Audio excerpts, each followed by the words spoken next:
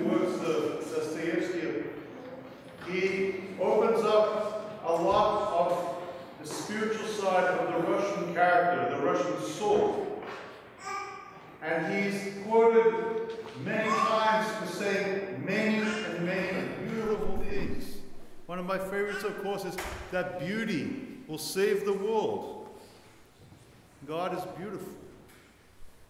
When people walk into our church for the first time, what do they see? They see beauty. They see holiness and purity in the saints.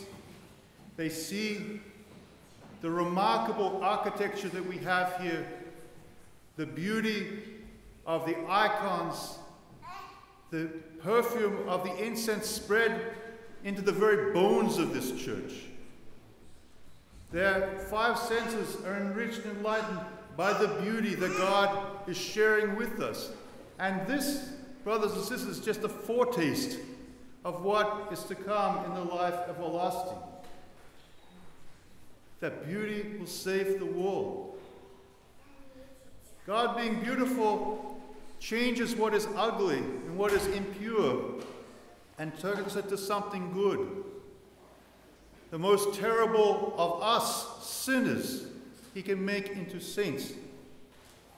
He can take the worst thing imaginable for this universe, the death of our God on the cross, and his suffering and his betrayal and his slanders that he endured for our sake, and he turns it into the resurrection of the universe. He took something ugly and made it beautiful. He took something impure and defiled and made it holy above the holies. That our God makes things beautiful shouldn't surprise us, because all of the inclinations we have in our heart are towards beauty. We love the laughter of children. We love watching them play, even when sometimes they're quite annoying. We love beautiful art.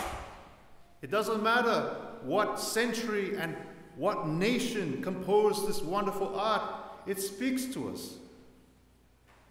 We can hear music from composers, and it doesn't matter what language they spoke, what they composed in, and yet we can appreciate it because it speaks to us. That we are built for God, and we are built for beauty.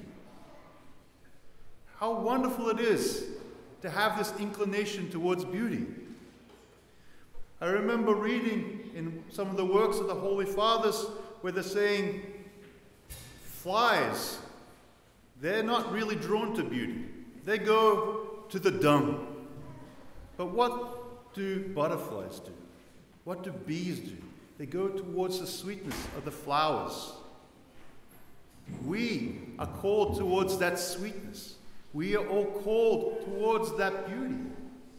But what is wrong in us, what is broken in us, what is impure has to be removed. When we hear today's gospel, how Christ visited I always mispronounce this, the Gadarenes. He comes there, he comes into the city, and he goes up and he finds Legion.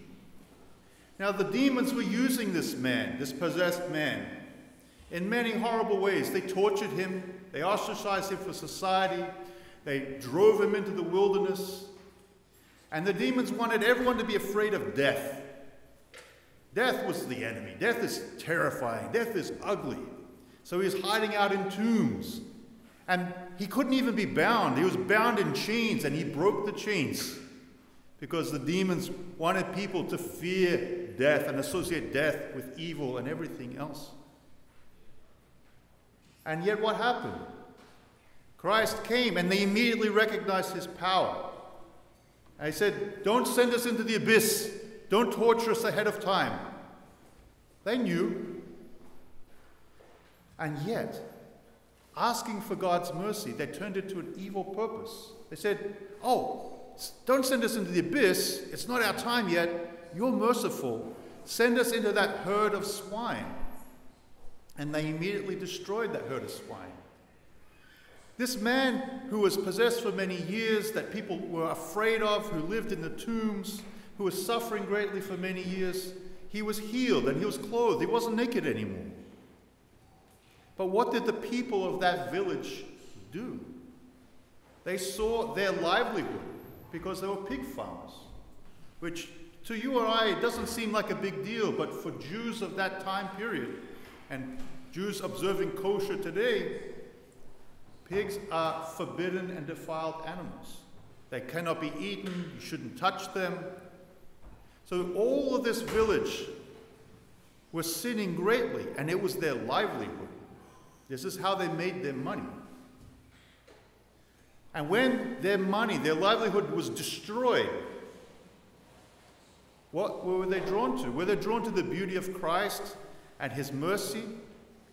No, they were drawn to the ugliness of the world, to conformity with the world. And they asked him to leave. This gospel comes up in a number of the different evangelists. And one of the things that always struck me is, not in this particular gospel, but I think it was in Matthew, that he never returned again when they asked him to leave. That's terrifying. There will come a time, if we ask God to leave, he will accept it.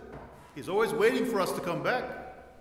But if we ask him to leave, he doesn't force his will upon us. So you have to ask yourselves, will we follow in the footsteps of Dostoevsky? Will we follow and seek beauty? Will we seek to beautify ourselves? Will our souls be decorated in works of mercy, with prayer, with holy words on our lips, with forgiveness for one another? Will we beautify ourselves, or will we seek that which is dung? I know, looking at this room, I'm preaching to the choir. You all seeking beauty, but beauty is from within. Cleanse your consciences, cleanse your souls, make peace with one another, with your friends, with your family, co-workers. Pray for one another. In this way, we're supporting one another and rising in beauty. Amen. The blessing of the Lord be upon you through his grace and love for mankind, always and ever.